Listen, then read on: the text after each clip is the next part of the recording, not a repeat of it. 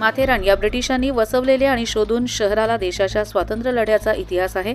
या शहरातील क्रांतिकारक भाई कोतवाल हे देशासाठी हुतात्मा झाल्याने महाराष्ट्र शासनाने त्यांचे उचित स्मारक माथेरान येथे बांधले आहे।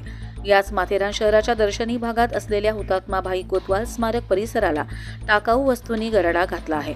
त्याचवेळी पालिकेच्या माध्यमातून असे टाकाऊ साहित्य तेथे टाकण्यात आल्याने स्वातंत्र्य सैनिक धोंडू पवार यांचे चिरंजीव गिरीश पवार यांनी संताप व्यक्त केला।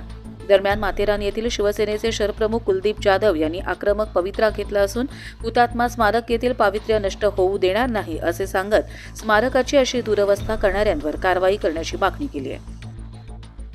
ज्या हुतात्म्यांनी देशाला स्वातंत्र्य मिळवून दिलं त्यामध्ये माथेरानचं नाव प्रकर्षाने घेतलं जातं।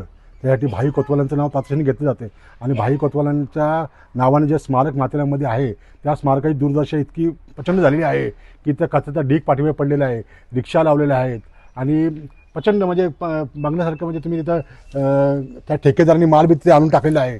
आणि अशा परिस्थितीत जर त्या तुम्ही एखाद्या कोतवालांचा जर तुम्ही अपमान करत असाल तर ते योग्य नाही। आणि याच कोतवालांच्या भूमीमध्ये याच्यामध्ये अंगणवाडी भरते, तिथं त्या मुलांसाठी शौचालय बी नाही आणि त्या मुलांना बाहेर शौचालय करायला लागते आणि त्या मुलांकडनं तिथे साफसफाई पालापाचोळा उचलला गेला जातोय।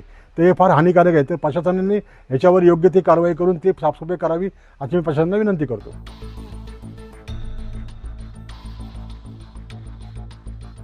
कर्जत लाईव्हसाठी नितीन पारधी, नेरळ, माथेरान।